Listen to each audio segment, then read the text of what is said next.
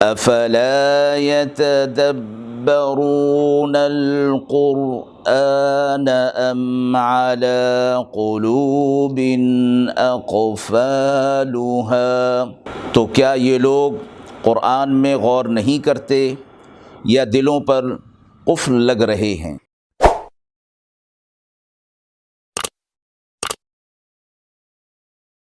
بسم اللہ الرحمن الرحیم۔ السلام علیکم ورحمۃ اللہ وبرکاتہ۔ ناظرین کرام، درس قرآن مجید کے اس پروگرام میں آج ہم سورۃ النساء کی آیت نمبر 17 اور 18 کا ترجمہ اور تفسیر پیش کر رہے ہیں۔ اعوذ باللہ من الشیطان الرجیم، بسم اللہ الرحمن الرحیم۔ انما التوبة على الله للذين يعملون السوء بجهالة ثم يتوبون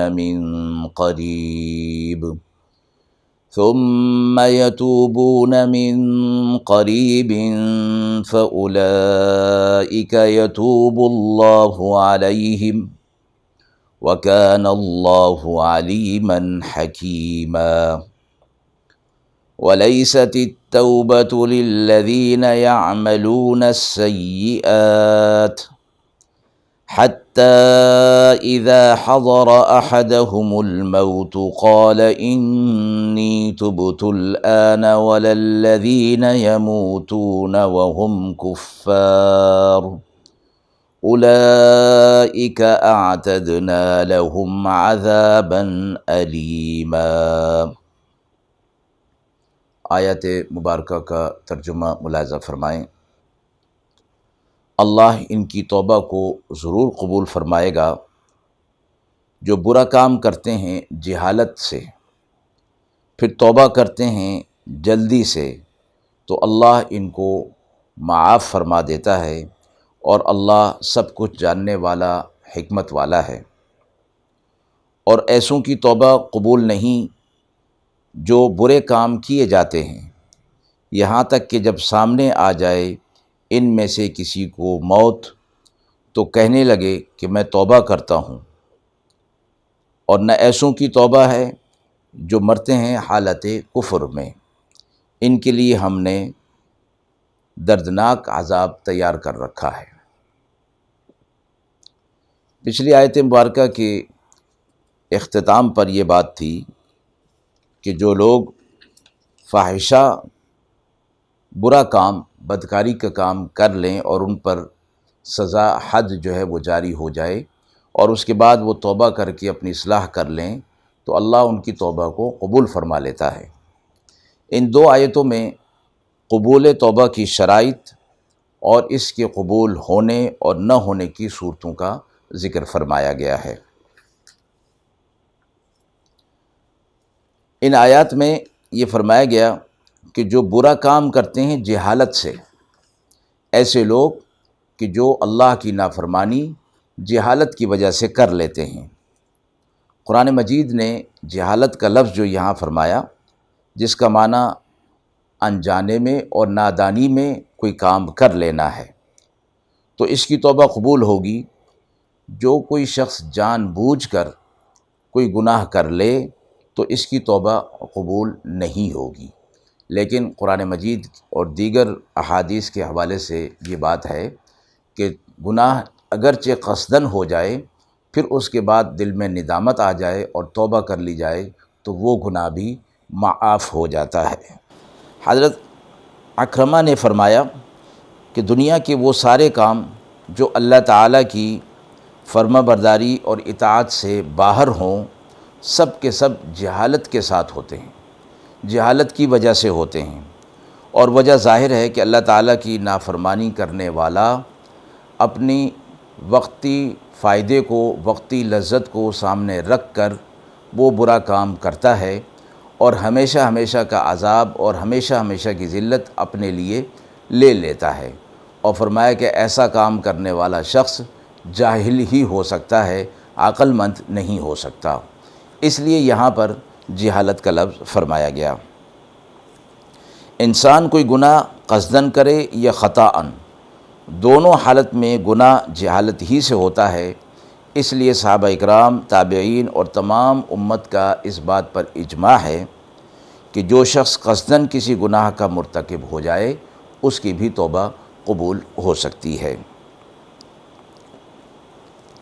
اس کے بعد فرمایا ثم یتوبون من قریب، پھر وہ جلد سے قریب میں گناہ کرنے کے بعد جلد سے جلد وہ توبہ کر لے۔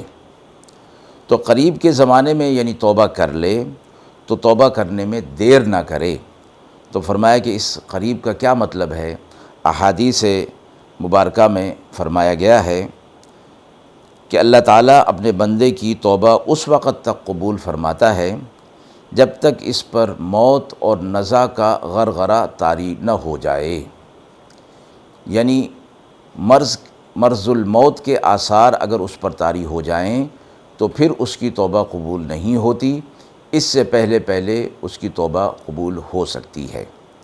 لیکن اس امید پر اور اس یقین پر کہ بعد میں توبہ کر لیں گے، گناہ کر لینا یہ بھی فرمایا جہالت کی انتہا ہے۔ ہو سکتا ہے بعد میں توبہ کی اللہ کی طرف سے توفیق ہی نصیب نہ ہو، اس لیے گناہ بہرحال گناہ ہے، نافرمانی بہرحال نافرمانی ہے، اس لیے اس سے بچنا چاہیے۔ فَأُولَٰئِكَ يَتُوبُ اللَّهُ عَلَيْهِمْ، تو اللہ انہیں معاف فرما دیتا ہے، اللہ ان کی توبہ کو قبول بھی فرما لیتا ہے اور اللہ انہیں معاف فرما دیتا ہے۔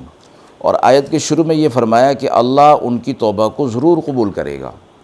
مراد یہاں اس سے یہ نہیں کہ اللہ پر یہ چیز واجب ہو گئی کہ اللہ ان کی توبہ ضرور قبول کر لے، بلکہ مفسرین نے فرمایا اللہ کا یہ فرمانا کہ اللہ ان کی توبہ کو ضرور قبول کرے گا، اپنے اوپر توبہ کو قبول کرنا واجب کرنا نہیں، بلکہ وعدہ اور وعدے کو پورا کرنے کی تاکید کے طور پر فرمایا گیا۔ یعنی گویا اللہ کی طرف سے یہ وعدہ ہے کہ جو شخص جہالت کے ساتھ اور خطا کے ساتھ یا قصدن گناہ کر کے نادم ہو جائے اور بعد میں توبہ کر لے، جلد توبہ کر لے اور موت کا غرغرہ ہونے سے پہلے توبہ کر لے تو اللہ تعالیٰ اس کی توبہ کو ضرور قبول فرما لیں گے۔ یہ اللہ کا وعدہ ہے اور اللہ اپنے وعدے کی خلاف ورزی نہیں فرماتا۔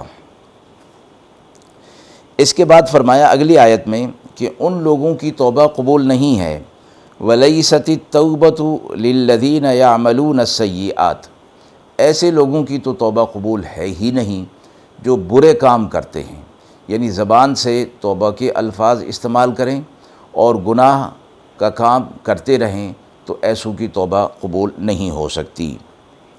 یا وہ لوگ کہ جو عمر بھر گناہ کرتے رہیں اور پھر جب موت سر پر آئے اور نزع کی کیفیت ان پر طاری ہو جائے اس وقت وہ کہنے لگیں کہ ہم توبہ کرتے ہیں، تو فرمایا کہ ان کی توبہ قبول نہیں ہوگی۔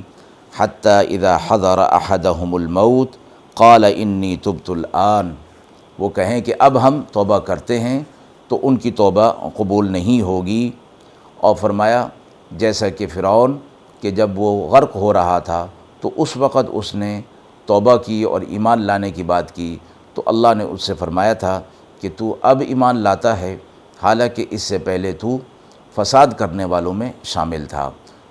اور تیسری بات یہ فرمائی کہ کفر کی حالت میں جب دنیا سے چلا گیا کوئی شخص تو اس کی بھی توبہ قبول نہیں ہوتی۔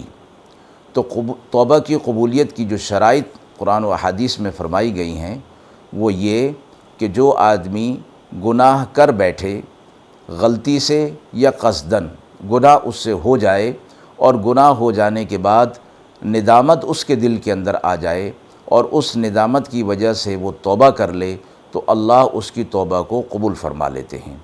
اور فرمایا کہ پھر اس کو جلد کر لے نزع کی حالت آنے سے پہلے، اور اگر وہ ندامت دل کے اندر نہیں آتی تو پھر توبہ کی توفیق بھی نصیب نہیں ہوتی۔ گناہ کرنے کے بعد دل میں ندامت کا آنا توبہ کی قبولیت اور توبہ کی توفیق ملنے کی دلیل ہے۔ وآخر دعوانا ان الحمد للہ رب العالمین۔